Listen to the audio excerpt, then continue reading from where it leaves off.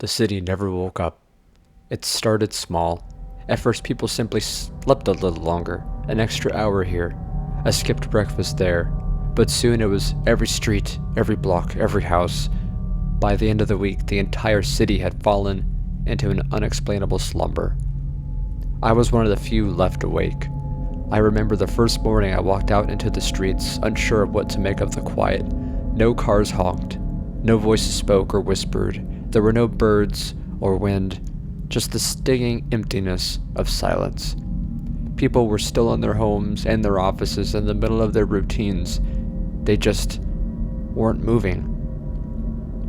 I tried to wake them. I shook my neighbors' shoulders, yelling into their stillness. I banged on windows and doors, nearing a mental breakdown. Nobody responded. As the day stretched on, I stopped trying to rouse anyone.